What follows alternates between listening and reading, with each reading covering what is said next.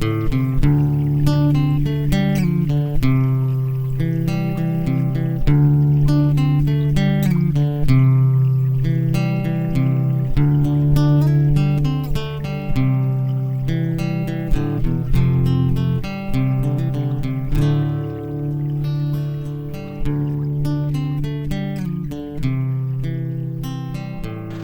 les amis, vous êtes bien sur Planète Gaïa TV et nous sommes dans l'émission Découverte.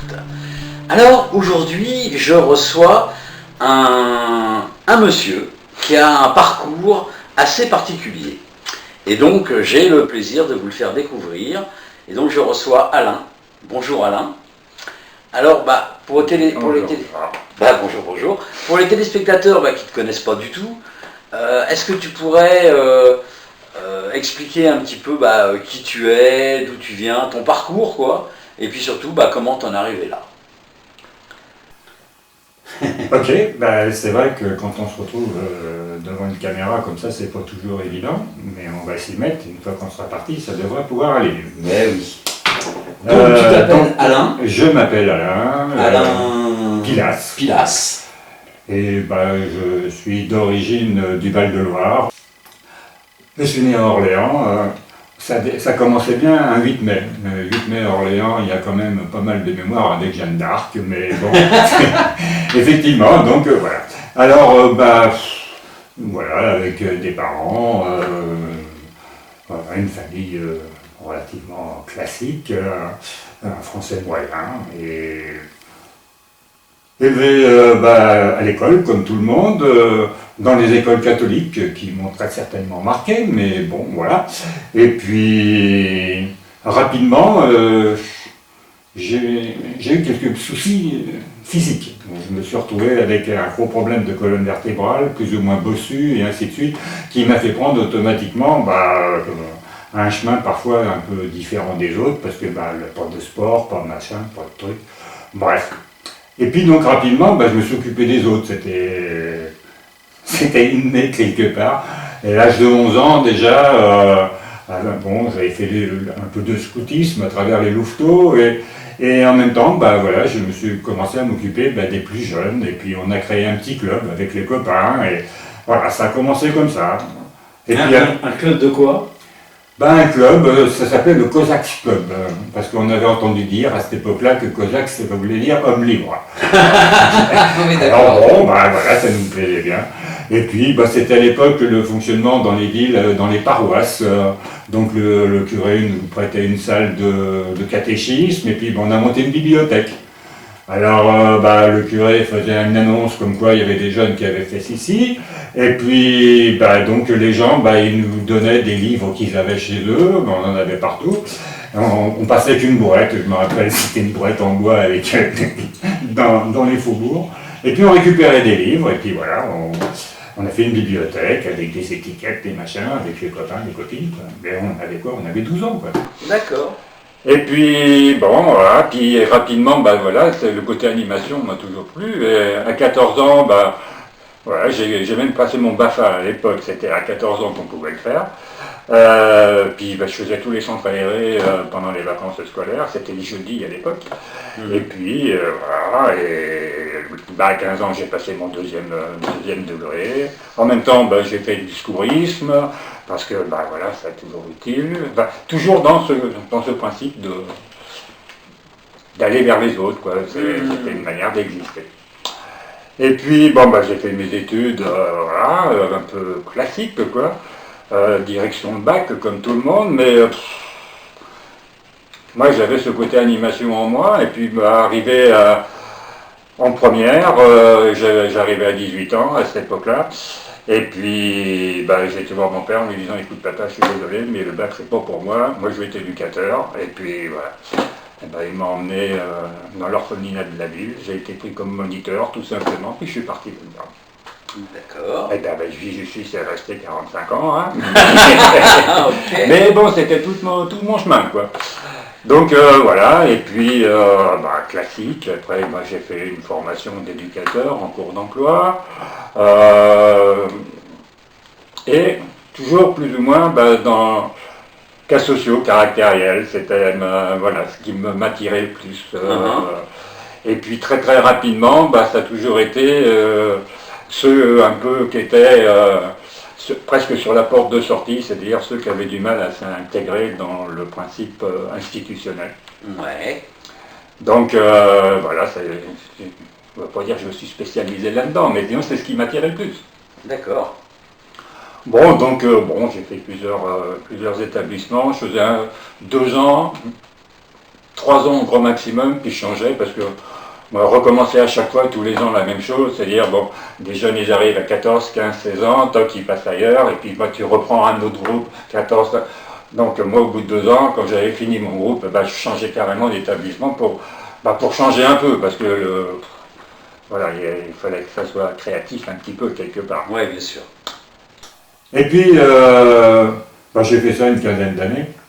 Et puis j'en suis arrivé à un moment donné où j'avais tellement cette conscience qu'il y avait un manque dans le principe institutionnel pour un certain nombre de jeunes qui se faisaient virer systématiquement parce qu'ils ne voulaient pas suivre le mode d'emploi. Et puis à un moment donné, il y a quelque chose qui m'a fait péter les plombs, comme on dit quelque part. Et puis j'en suis sorti, j'ai démissionné et j'ai créé chez moi, dans une petite ferme en Provence, voilà, j'ai récupéré un jeune qu'on voulait orienter dans une orientation dont lui ne voulait pas. Alors, on voulait le mettre directement, donc artisan, machin et compagnie, dans l'apprentissage. Et lui, il me disait toujours, je veux réussir dans ma vie, je veux faire des études. Mais il était lent et il n'y arrivait pas, mais pourtant il n'était pas bête. Bon, enfin bref, je l'ai sorti de là, et puis il s'est mis dans le sport. Voilà, et puis aidé par un peu l'administration, j'ai réussi à le faire inscrire dans une école de sport. Et là, il s'est mis à bosser. Et il y est resté 4 ans. Et aujourd'hui, il a une salle de sport. Et machin, bref, j'ai l'émotion. Moi, dès que je commence à me remémorer un peu tout ce que j'ai pu vivre avec ces jeunes, émotionnellement, moi, ça sort tout de suite. Mais bon, mais je le ressens. Voilà, c'est un peu mon parcours à ce niveau-là, au niveau professionnel.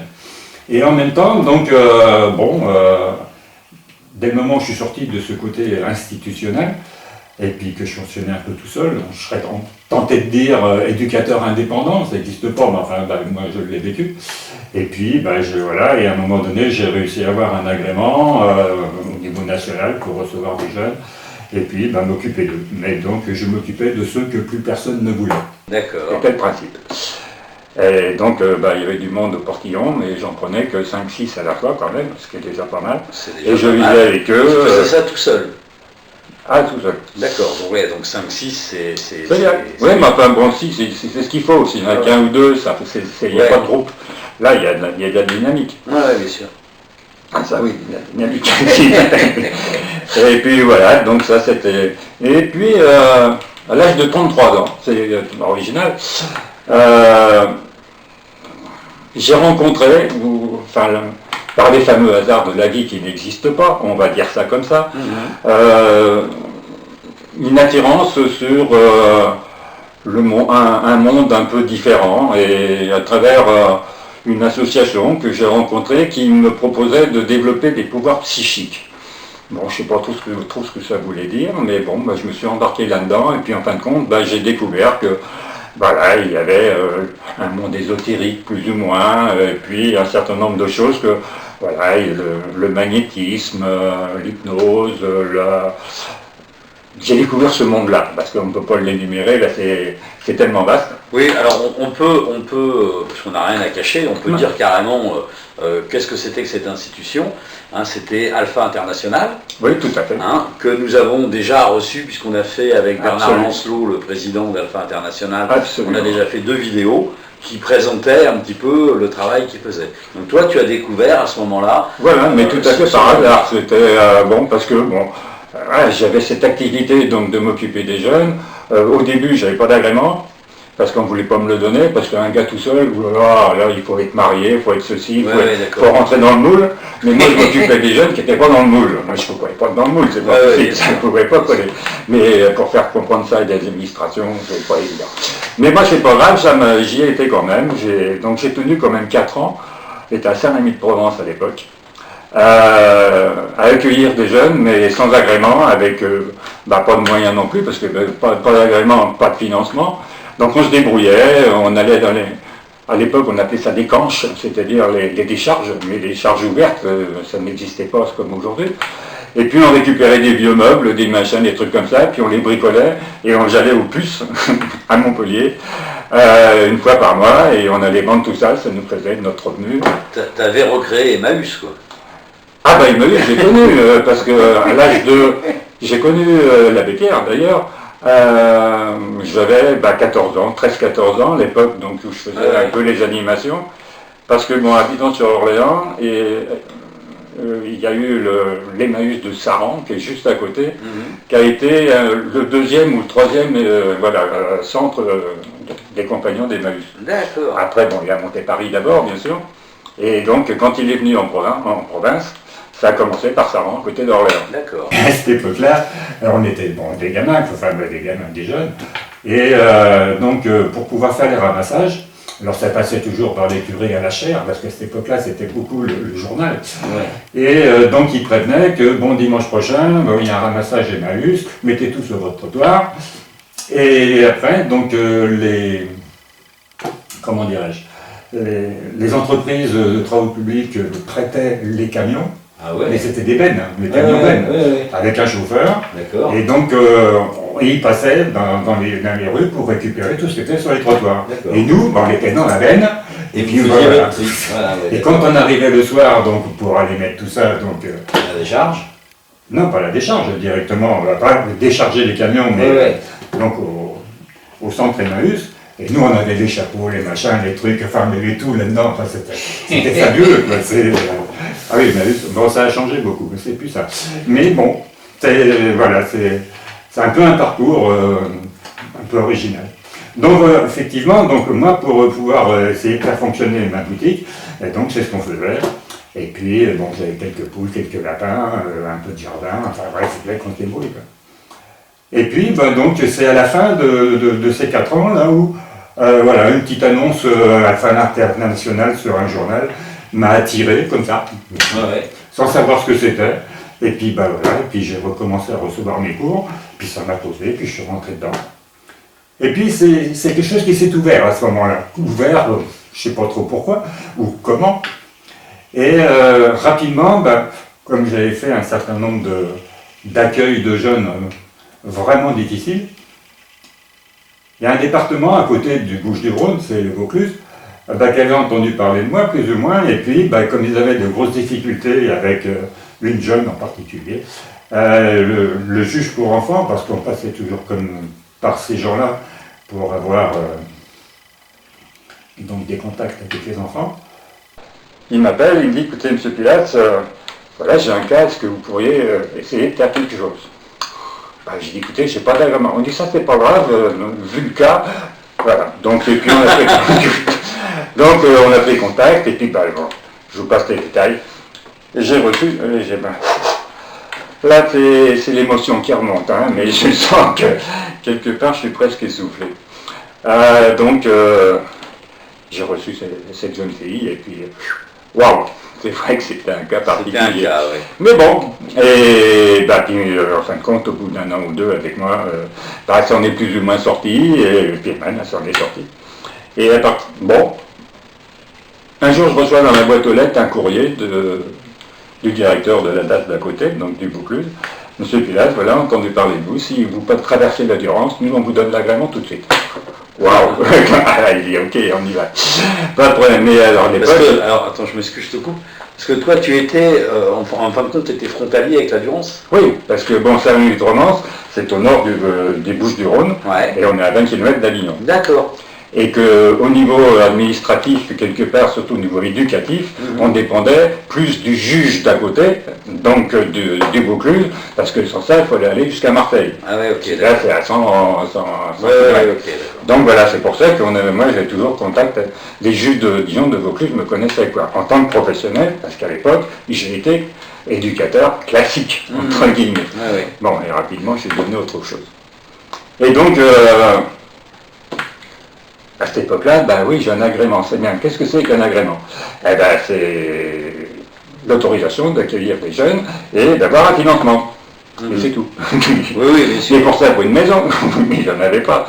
Là, il y avait une vieille, voilà, j'étais en location dans une vieille ferme, mais bon, c'était pas, puis c'était sur le gauche du Rhône, donc je pouvais pas y rester. C'était vraiment sur le Vaucluse. Alors ben là, j'ai commencé, j'ai été sur un journal qui s'appelait le 84 à l'époque, voilà, association, parce que j'avais créé une association pour avoir un agrément. Bon, ça, cherche à louer ou à vendre une maison sur le Vaucluse, parce que voilà. J'ai visité un certain nombre de maisons. Non merci, c'est pas ça. Pour moi, c'était des poudrières. Moi, je savais ce que je voulais, plus ou moins, quoi, parce que bon, accueillir des jeunes un peu comme ils étaient, on peut pas vivre n'importe où, quoi. Au milieu de quelqu'un, tout ça, c'est pas.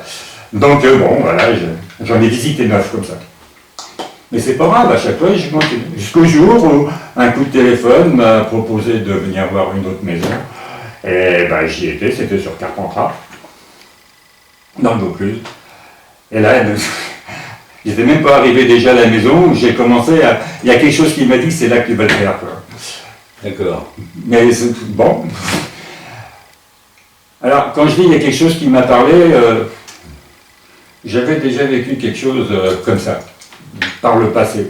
Je vais faire un petit remake en arrière parce que c'est intéressant de... On va toucher une ouverture, donc, et là c'est vrai qu'on parle de quelque chose d'un peu particulier. Oui, c'est quelque chose d'un peu particulier dans le sens où, dans mon cursus, que je vous expliquais tout à l'heure, que, bon, donc éducateur, formation, classique, puis bon, c'était les années 70, le retour à la nature, tout ce genre de choses-là. Puis à un moment donné, j'ai eu envie d'aller faire le fameux retour à la nature. Et mon frère, d'ailleurs, il l'avait déjà fait, il était beaucoup plus âgé que moi. Et lui, il était métayer, il s'occupait de moutons dans le Midi. J'étais toujours sur Orléans, dans le Val-de-Loire. Et puis, je suis descendu vers lui, travailler un petit peu avec les moutons, et ainsi de suite. Ça m'a plu. Puis moi, les animaux, j'adore. Voilà, et puis j'ai fait un stage de berger, et puis et je voulais m'installer comme berger. J'ai même trouvé un truc extraordinaire, un endroit dans la Drôme provençale pour avoir des moutons, avec même un alpage, pour pouvoir recevoir des 2500 moutons à l'époque, plus ou moins, pendant toute l'estive. C'est-à-dire que je pouvais m'installer comme éleveur avec un revenu fixe annuel. C'est fabuleux. Et puis au moment de signer, un bail amphithéotique de 99 ans. Un truc quand même, bon, c'est bien, ça existe. Et au moment de signer, c'était la loi sur le remembrement dans les années 70. Et le propriétaire me dit, écoutez, bon, voilà, on fait, mais il faut attendre une quinzaine de jours pour faire le cadastre. Donc, rendez-vous pour la signature dans 15 jours. Voilà.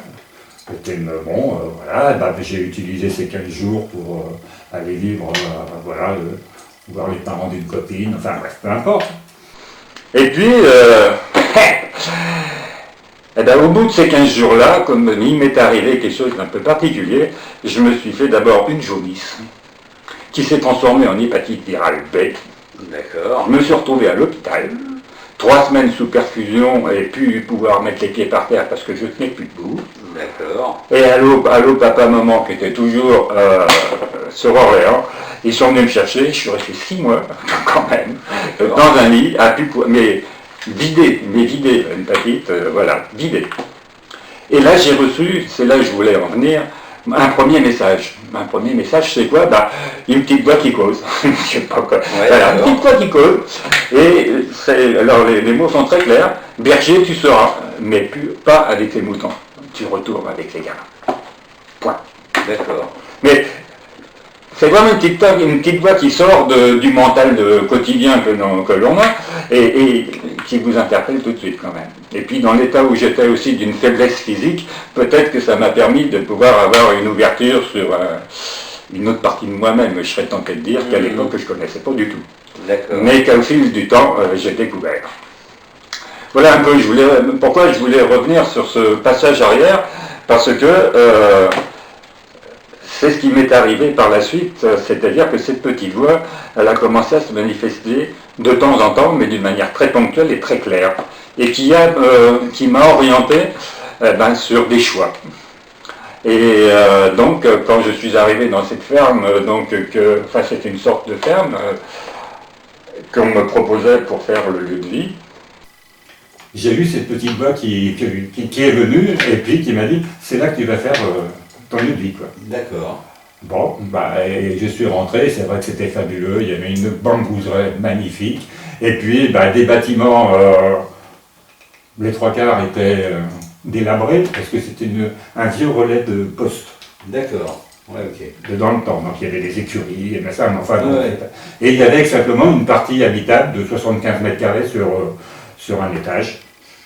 Mais bon, il y avait de quoi faire parce que, voilà, d'ailleurs, quand j'en suis parti au bout de 9 ans, il y avait 450 mètres carrés habitables. Okay, donc on a tout transformé pour pouvoir, c'est tout un parti. Et là, il s'est passé plein de choses, donc j'avais pas de sous, vous l'avez dit tout à l'heure, je suis arrivé dans cette maison avec une 4L qui tenait avec du fil de fer. Mais bon, la chance était avec moi, on va dire ça comme ça. Et puis j'avais réussi à faire un accord avec le propriétaire d'une location-vente sur 1 an. Parce que au bout d'1 an, j'aurais eu un exercice financier. Et puis dans ma tête, je vais faire un crédit, je vais pouvoir acheter la maison. J'y propose ça, il est OK. J'avais mon agrément, c'est la première chose que j'ai dit. J'ai un agrément. C'est tout ce que j'avais. Je n'avais pas de chéquier, mais j'avais un agrément. Et donc c'est passé.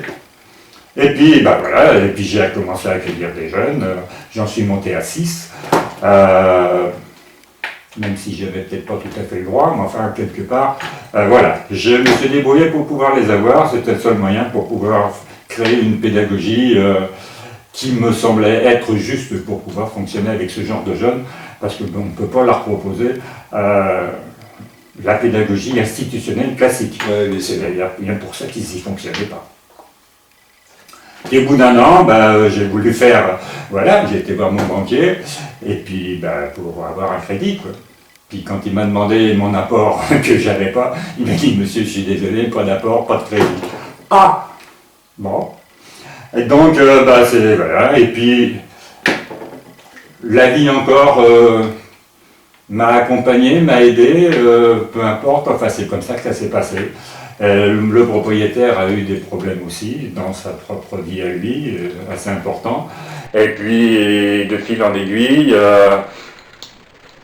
à un moment donné, on est arrivé à une situation où il m'a proposé quelque chose qui était très sympathique et que j'ai accepté, un contrat de location-vente sur 15 ans, qui correspondait déjà à ce que tu payais, à ce que je payais déjà au niveau du loyer.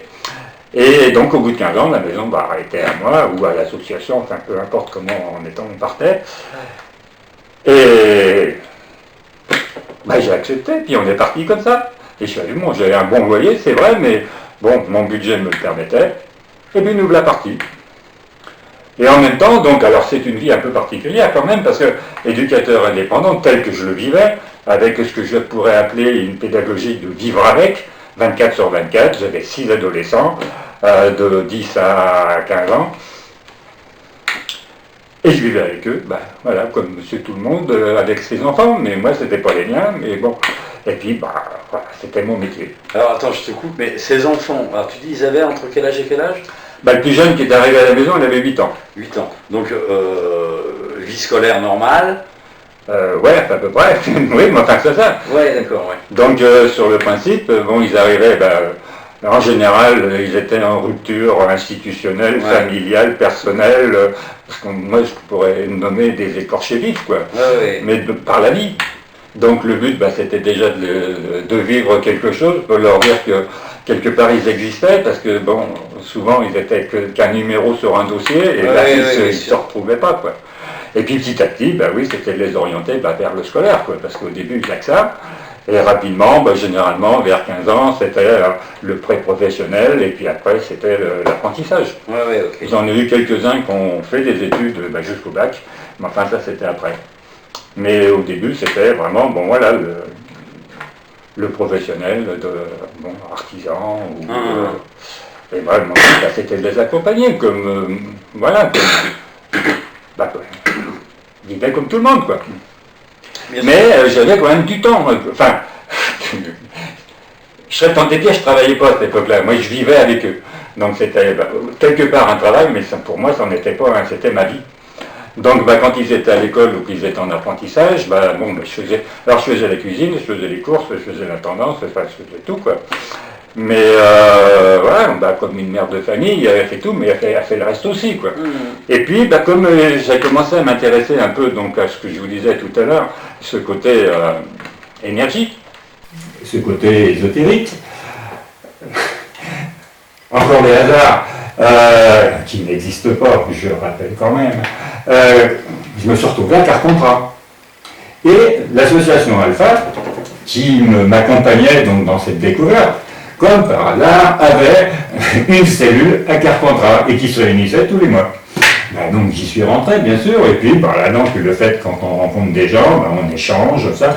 Donc ça me faisait mon activité avec les jeunes qui était bien prenante, mais je pouvais souffler un petit peu et rencontrer des gens, entre guillemets, normaux, avec une ouverture spéciale, par l'intermédiaire de... Et puis, voilà, donc avec Alpha, j'ai découvert le magnétisme, entre autres, j'ai fait un petit stage avec Bernard, d'ailleurs, et puis c'était le magnétisme de Mesmer, c'est-à-dire le classique, les passes plus ou moins, le bleu. Et tout de suite, ça m'a posé, puis en plus, je ressentais dans mes mains, enfin bref, c'était... Puis j'ai commencé à m'en servir, quoi, quand il y avait un gamin qui avait un peu de problème de gorge, machin, enfin bref, à utiliser le magnétisme, et ça fonctionnait, quoi. Donc, voilà, c'était bien, donc j'étais à fond dedans. Ça me plaisait. Je ne veux pas ces détails, parce qu'il y a des choses qui me viennent, là, parce que quand on commence à travailler comme ça, et surtout ça a été mon fonctionnement à moi, j'aime pas trop le bouquin, j'aime pas trop lire, apprendre à travers un livre, tout ça, si j'ai besoin, je vais le feuilleter, je vais prendre ce que j'ai besoin, mais le reste, non, ça m'intéresse pas. Mais c'est toujours, j'ai toujours appris en faisant quoi, c'est-à-dire là j'ai fait du magnétisme, ceci, cela, j'ai fait des erreurs, et les erreurs je me les ai pris en retour. Et là vous apprenez les tas, c'est moi qui vous le dis. Un exemple, j'avais une jeune fille qui venait pour faire un peu la comptabilité, l'administratif, qui était quand même présent dans mon activité. Et un jour on revient avec une sinusite qui lui traînait depuis des mois. Elle avait fait je crois 2 ou 3 traitements d'antibiotiques, et ça se baissait et ça repartait, et puis moi ça y est, j'arrivais de mon stage, et puis voilà, puis le magnétisme me dit, écoute, je vais t'en faire, quoi, puis tac tac, j'ai fait ça, puis ça a marché, ça lui a dégagé, ça elle était contente, hein. Puis moi, à fond, on m'avait bien dit qu'il fallait se nettoyer, machin, enfin bref, tout le principe. Oui, bon, je l'ai fait sans le faire, quoi. Et je me suis pris une sinusite au mois de juillet ou de septembre. Et bonjour, hein, elle était bonne. Et j'ai rapidement compris que la prochaine fois, il faudrait peut-être que tu écoutes tout ce qu'on t'a dit. Ben oui. Et si je fais ce petit détail, c'est parce que au fil du temps, j'ai découvert d'autres moyens d'aider les autres, d'autres moyens d'utiliser l'énergie qui nous donne la vie. Mais voilà, et en faisant des erreurs, en même temps, petit à petit, j'ai pu comprendre comment ça fonctionnait. C'était un peu mon moment d'empoche, peut-être un peu dur, mais c'est comme ça que je suis, je ne peux pas me changer. Voilà, et puis, qu'est-ce qu'on peut dire après, comment ça s'est passé? J'ai rencontré un Américain qui arrivait d'Inde.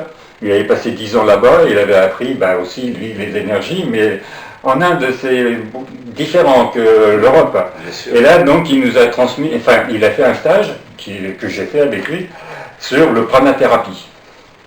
Pranathérapie, le prana, c'est l'énergie de vie qu'il y a dans l'air que nous respirons. Et puis, il m'a fait découvrir les chakras. Les chakras, voilà, il m'a fait découvrir comment on pouvait les ressentir, ça tourne à droite, ça tourne à gauche, enfin bref, tout un tas de choses comme ça. Et puis même des cristaux qu'on pouvait poser sur les chakras pour les réharmoniser. Enfin, avec lui, j'ai découvert ce genre de choses. Pour la petite histoire, aujourd'hui, il s'appelait Atreya, ce monsieur, et il a ouvert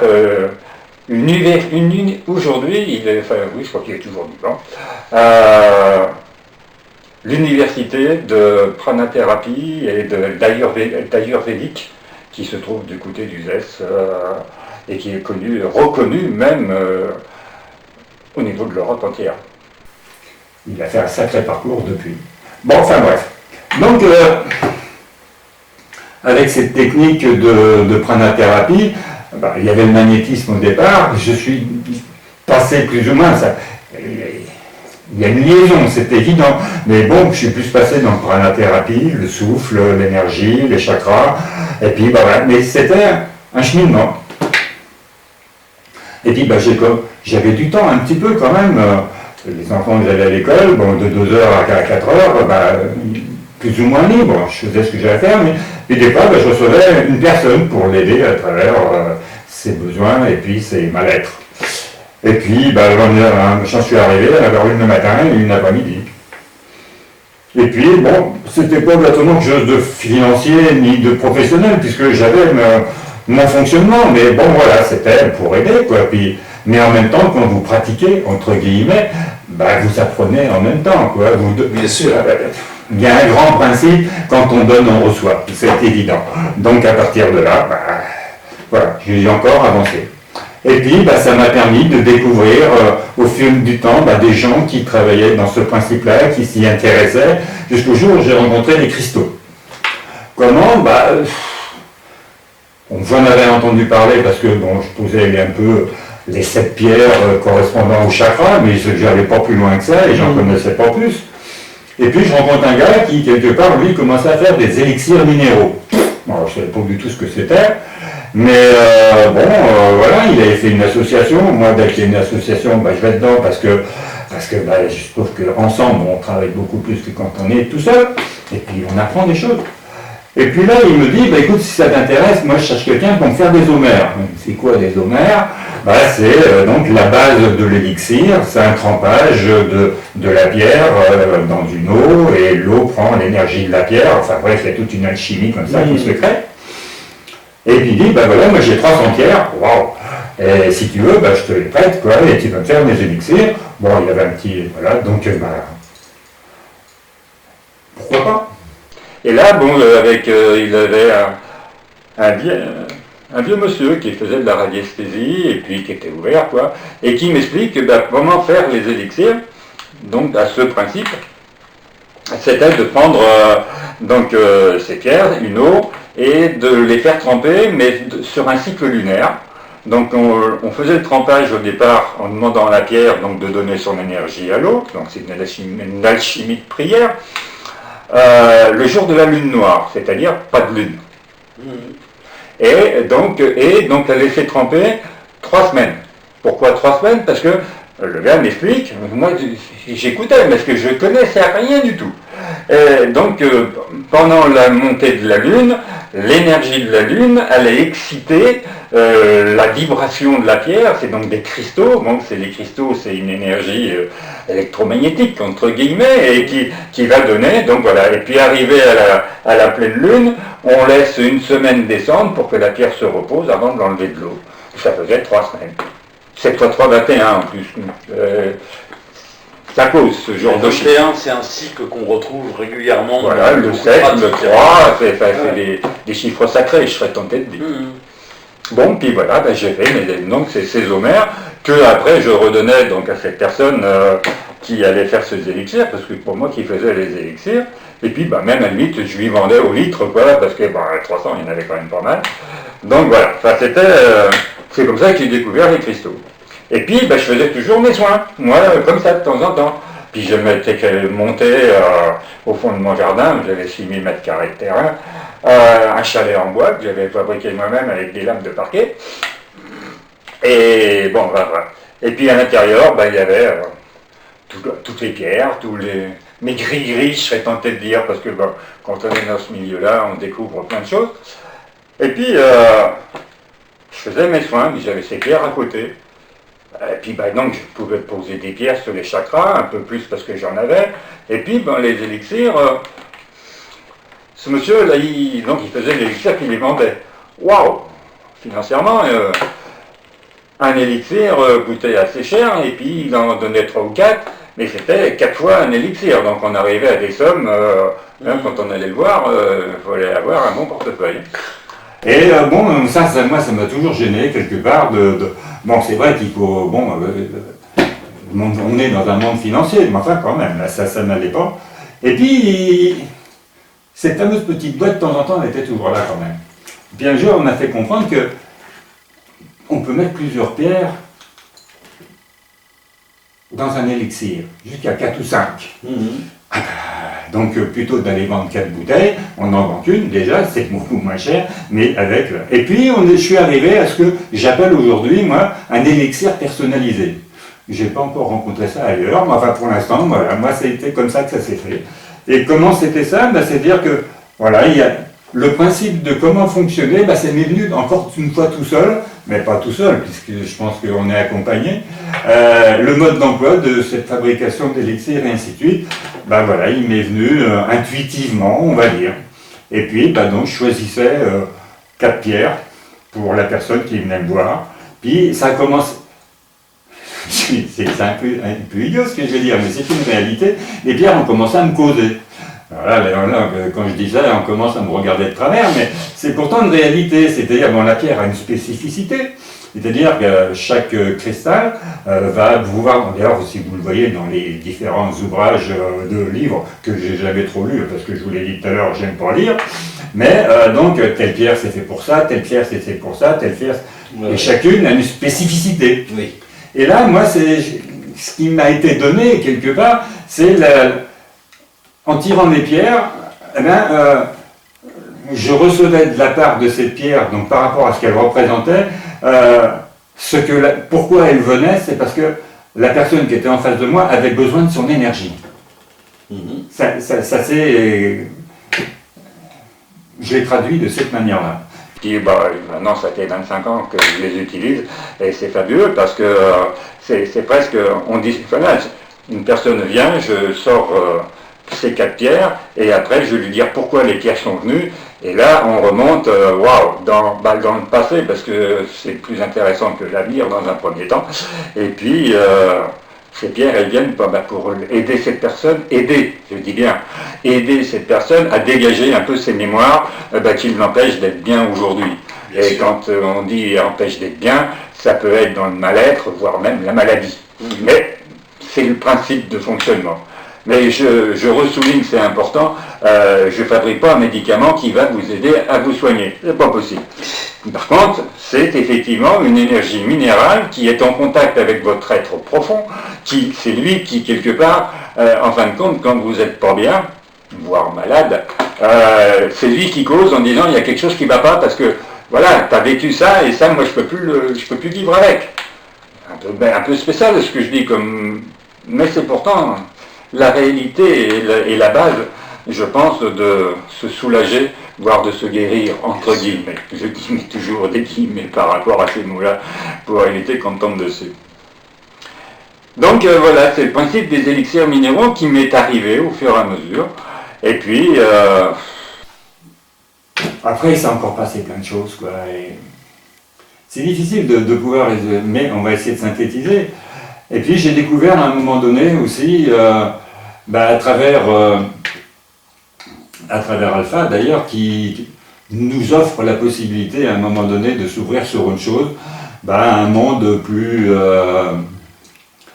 un peu différent et rentrer dans l'énergie égyptienne.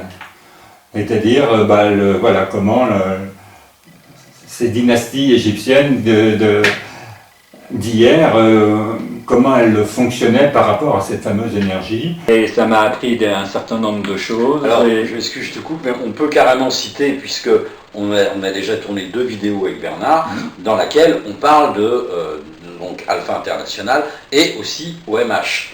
Donc OMH, c'est l'ordre hermétique, l'ordre maçonnique hermétique. Voilà. Là, tu vois, quand il m'en parle, ça me fait déjà des émotions qui me remontent encore une fois. Bon, effectivement, donc au bout d'1 an, 2 ans, voilà, je suis rentré dans l'ordre maçonnique et hermétique que proposait Alpha. Et là, je me suis retrouvé dans ce milieu donc comment pourrais-je expliquer ça? C'est-à-dire un peu l'enseignement des chambres... Des écoles de mystère. Des écoles de mystère de l'époque égyptienne. Et très certainement me rebranchant avec un karma certainement que j'ai pu avoir dans ce sens-là, sans rentrer dans les détails, mais ça m'a aidé. C'est-à-dire qu'en fin de compte, dans mon parcours, il y a plein de choses que j'ai vécues en découverte, mais qui m'a permis de monter les échelons et de l'ouverture. De l'ouverture de qui, de quoi? De ce que l'on est intérieurement, c'est-à-dire l'être intérieur, l'âme, enfin on l'appelle comme on a envie, l'enfant intérieur, enfin, tous les noms peuvent être possibles, ce qui est important c'est son existence. Bien sûr. Et effectivement, à partir de là, c'est plus vous avancez dans ce sens-là, plus le champ de vision et de ressenti s'ouvre, et puis ça vous permet d'avoir des moyens, d'avoir des capacités de développer votre potentiel intérieur, et dans mon sens, c'était toujours pour aider l'autre et voir moi-même. Oui, bien sûr. Et ce qui est important, c'est que, comme je vous disais tout à fait au début, j'ai eu des soucis un petit peu physiques. J'étais bossu quand j'étais jeune, des gros problèmes de colonne vertébrale. J'ai été même opéré vers 29 ans d'une greffe osseuse sur la colonne vertébrale, enfin tout un tas de choses comme ça. Et dans cette démarche et ainsi de suite, j'ai appris des choses pour aider les autres, mais moi-même aussi. Oui, bien sûr. Et là, d'ailleurs, à un moment donné, je suis arrivé à découvrir aussi qu'il existait des techniques, et la vie m'a proposé donc de faire une formation sur ce qu'on appelait de l'ostéopathie fluidique. Je dis bien fluide. Alors on va pas trop développer cette partie-là, puisque on va faire une autre vidéo qui sera consacrée à ça. D'accord, mais si j'en parle un petit peu, c'est parce que, c'est simplement parce que d'une manière ou d'une autre, pour étayer ce que je disais tout à l'heure, quand vous avez dans ce sens-là, vous aidez les autres, mais vous vous aidez en même temps que vous-même. Et on vous donne donc pour aider, d'abord vous et les autres et vous. Et c'est important parce que, comme je disais tout à l'heure, l'énergie que l'on utilise pour aider les autres, c'est pas un cachet d'aspirine. C'est pas un médicament qu'on vous prend comme aujourd'hui, tu avales ça, t'as plus mal de tête, c'est bon, t'es guéri. C'est pas vrai. C'est pas comme ça que ça marche. Mais alors pas du tout. Et justement, c'est un peu le problème de la médecine d'aujourd'hui, que je ne renie pas du tout, bien au contraire, parce que qu'est-ce qu'elle m'a pu aider? Ça, au niveau de la chirurgie, au niveau de tout ça, c'est fabuleux. Mais ils sont un peu coincés pour pas aller plus loin au niveau du pourquoi. Pourquoi vous êtes malade? Et ça, on vous donne un cachet pour enlever le mal. D'accord. Mais pourquoi vous avez mal? Alors là, c'est le stress, le machin, enfin bref, on lui dit tout le temps la même chose. Mais pourtant, c'est là, tant que vous n'avez pas enlevé la racine, ça repousse. Et ça revient, peut-être pas au même endroit. En plus de ça, ça va ailleurs, mais on va vous donner un autre médicament, puis encore un autre. Voilà, l'énergie, c'est pas du tout ça. Et donc, quand quelqu'un vous aide dans ce sens, pas obligatoirement moi, il y en a beaucoup d'autres, on va vous aider, vous accompagner pour que vous puissiez arriver à vous guérir vous-même. D'une certaine manière, parce qu'en comprenant pourquoi vous êtes malade. Et en allant jusqu'à... Voilà, c'est le principe un petit peu de l'énergie, tout ça, on l'apprend, et dans mon cheminement, je l'ai appris au fur et à mesure, au fil du temps. Les jeunes, c'était mon côté professionnel, entre guillemets, qui s'est vite traduit par... au-delà du professionnel, puisque je vivais avec eux.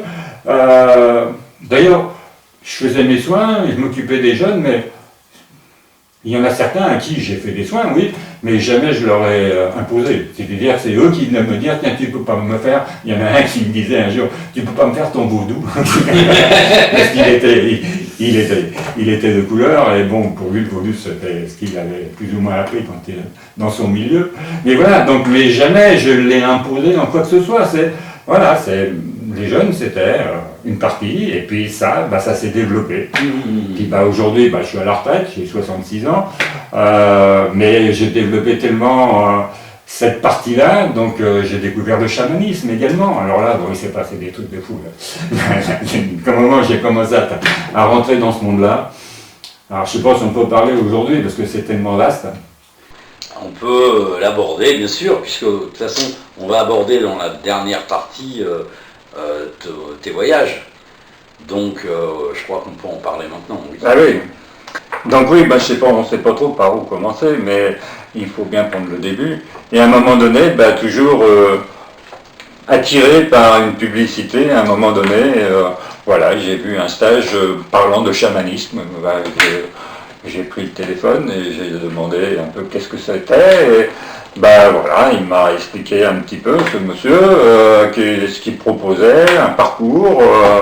Et le parcours commençait la semaine d'après. Et c'était 3 jours par mois, on se retrouvait du côté de Lyon, moi j'étais sur Avignon, c'était pas trop loin. Et puis voilà, donc j'y étais sans trop savoir dans quoi j'allais découvrir. Puis là j'ai découvert un monde, waouh, le monde de la nature, le monde chamanisme. Alors le chaman, qu'est-ce que c'est que le chaman? C'est tout simplement quelqu'un qui s'ouvre aux énergies de la nature et tout ce qu'il y a dedans. C'est pas celui à plume, machin et compagnie, ça c'est autre chose, parce qu'on les retrouve un peu partout, les chamans, dans le monde entier, mais chacun dans sa culture. Donc se dire chaman, je peux pas dire que je suis chaman, mais je fais du chamanisme. Je crois que c'est différent. Être chaman, oui, la plupart de ceux que j'ai rencontrés par la suite à travers des voyages, ils sont nés dedans. Donc ils sont devenus... Je ne me prends pas du tout comme eux, parce que franchement, on en rencontre.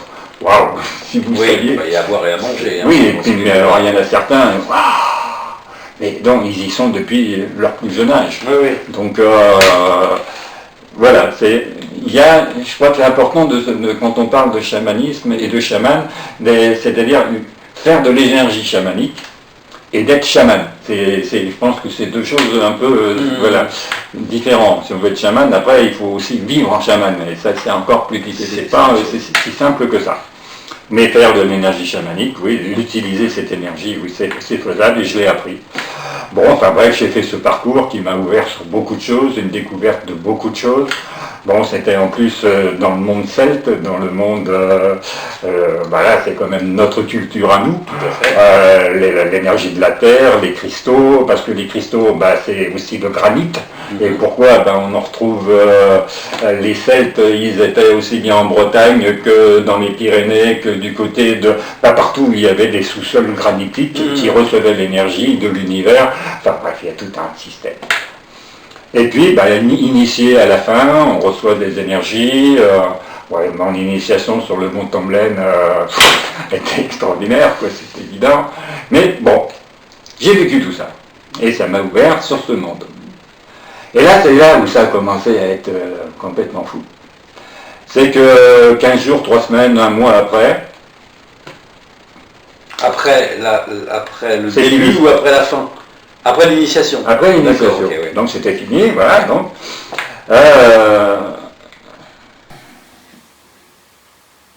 je rencontre une personne qui, au moment où je l'ai rencontré, je vous passe les détails, ça serait trop long encore, je reçois toujours la petite voix, que c'est lui qui allait m'amener sur un lieu d'énergie sacrée du sol. Alors, qu'est-ce que c'est que tout ça?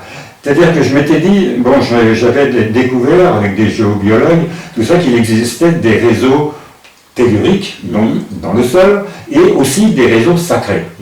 Et ces réseaux sacrés, donc il y avait une énergie. J'en ai vécu quelques-uns, d'ailleurs, je ne pourrais pas tout vous raconter, parce que là c'est un bouquin à plusieurs tomes. Mais voilà, j'avais découvert ce genre de choses.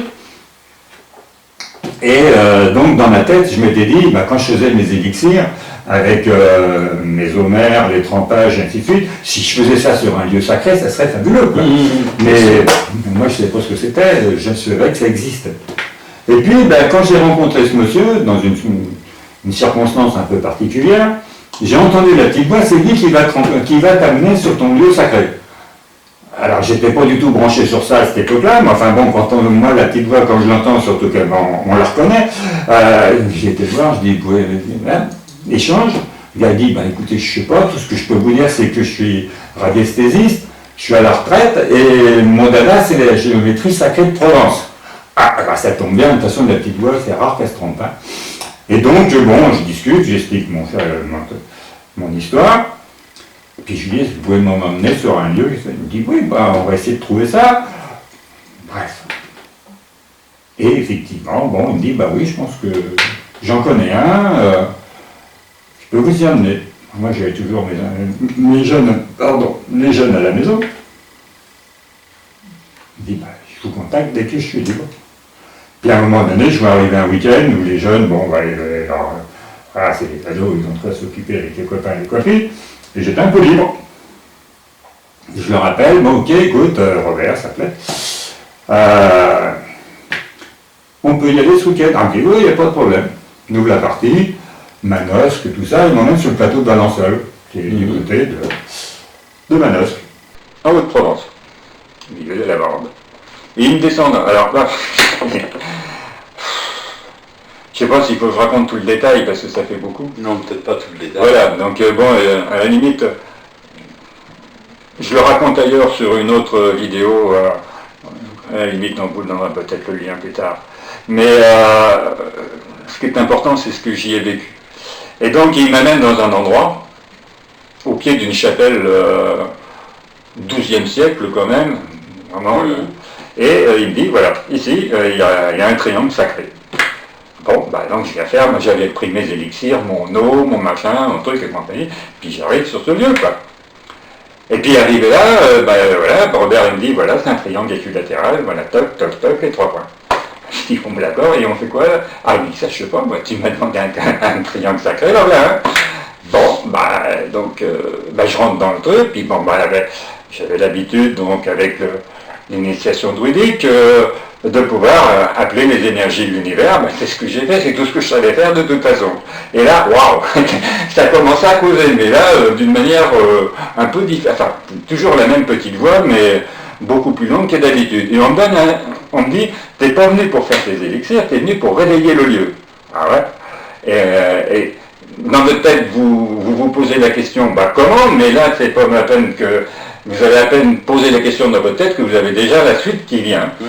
Et on vous dit, voilà, tu vas faire trois élixirs sur ce lieu, tout de suite.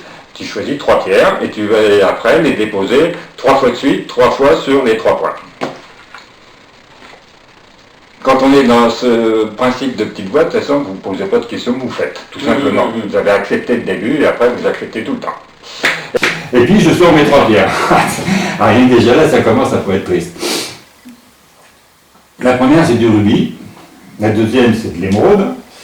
Et la troisième, c'est de l'améthyste. 1, 2, 3. C'est-à-dire les 3 pierres, donc ils vous alignent déjà.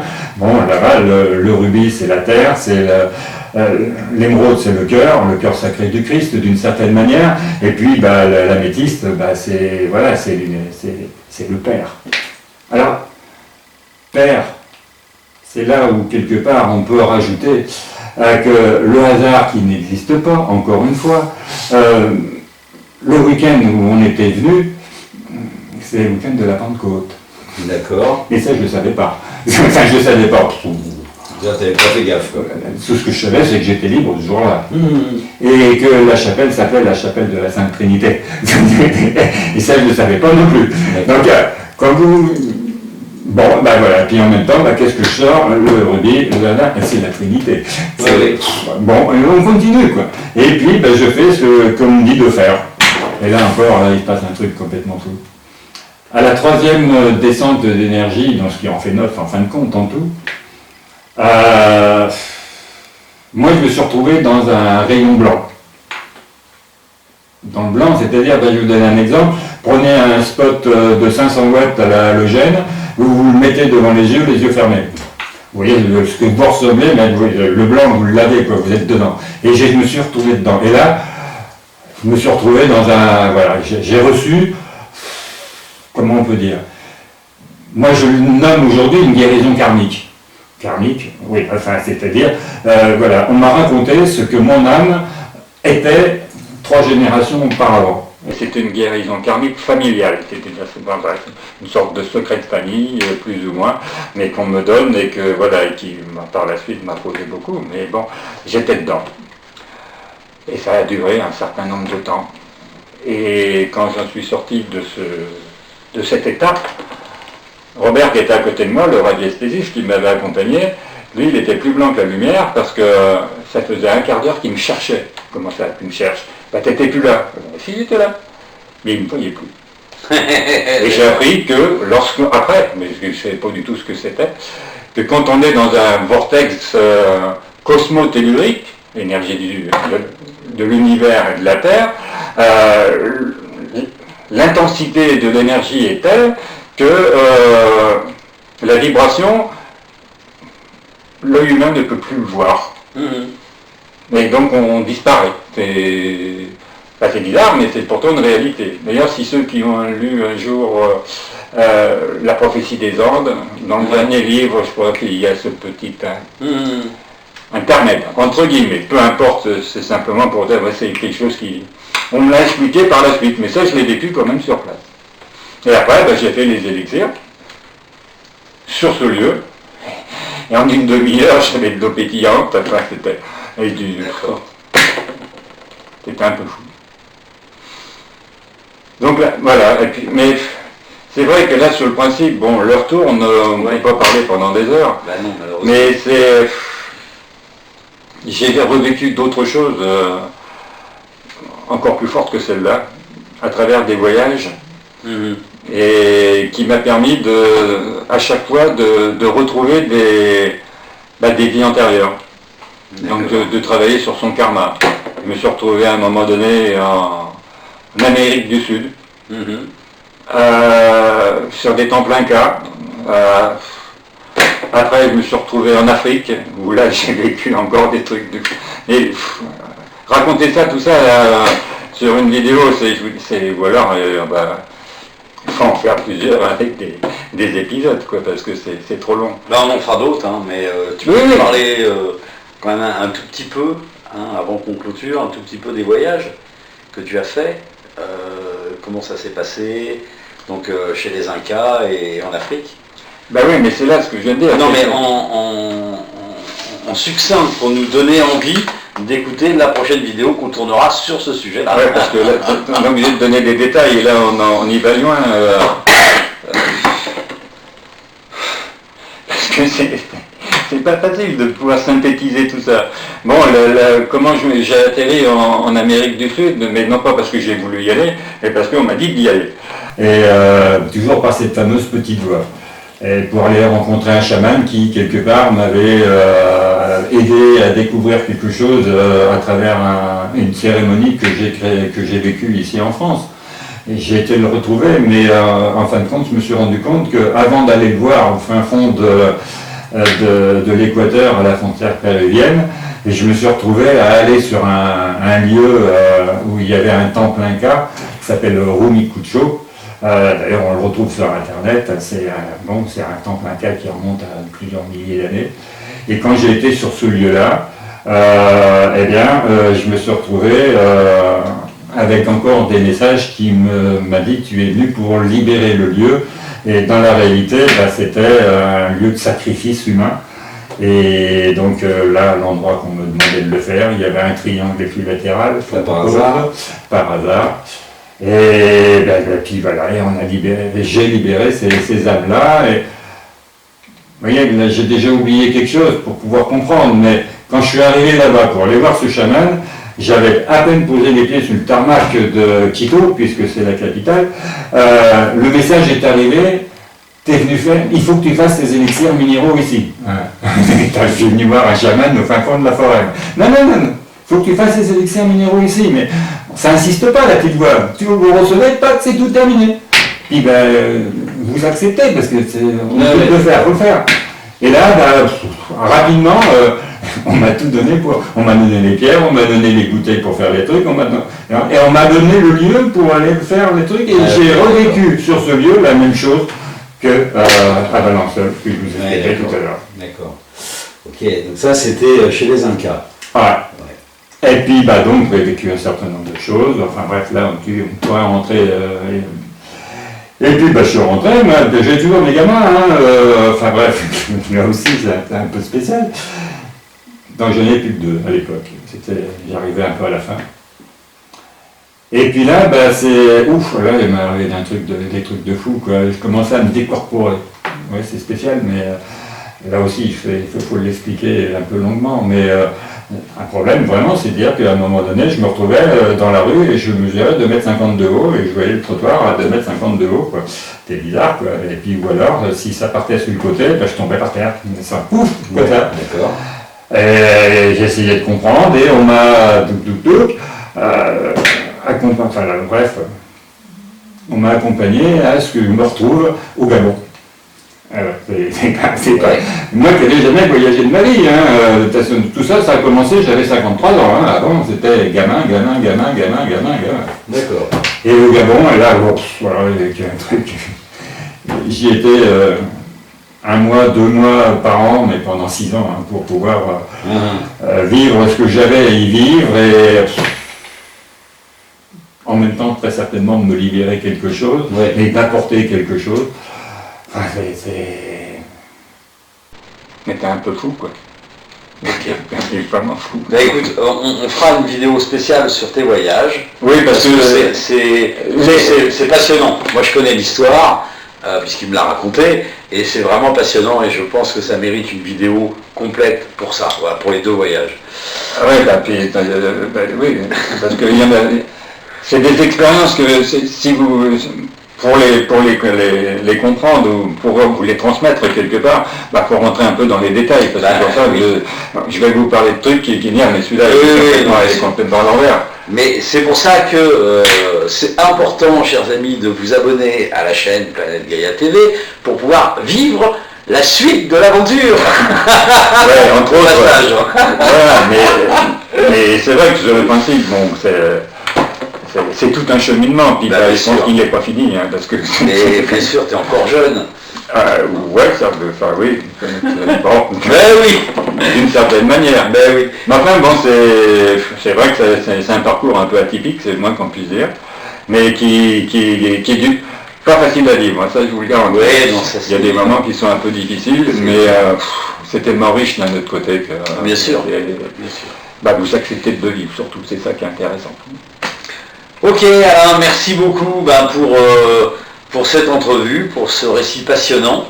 Ouais, voilà, c'est un survol qui peut-être qui vous donnera l'eau à la bouche pour pouvoir essayer d'aller comprendre, et comme disait tout à l'heure Gérard, d'une manière plus précise et plus concrète ce qu'on peut vivre dans ces moments-là. Bien sûr. Sachant que ça m'est arrivé à moi, c'est vrai, je ne suis pas un surhomme, loin de là.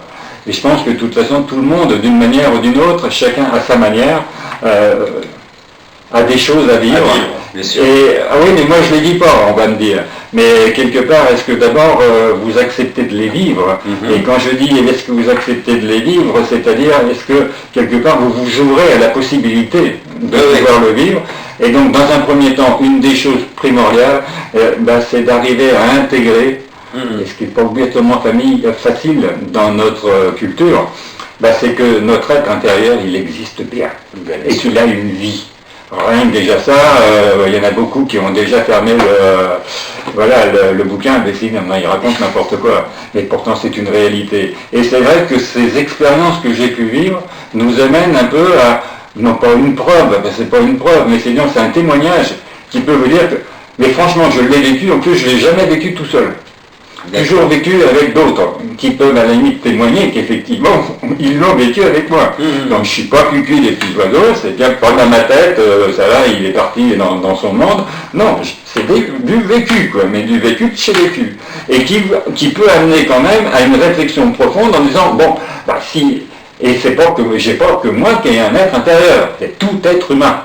Bien sûr. D'ailleurs, une petite parenthèse qui me semble importante, et ça je l'ai entendu quelque part, dans la création, il y a plusieurs états. Le premier, c'est les cristaux, c'est la pierre, c'est la matière, c'est la terre. Le deuxième état, c'est les plantes.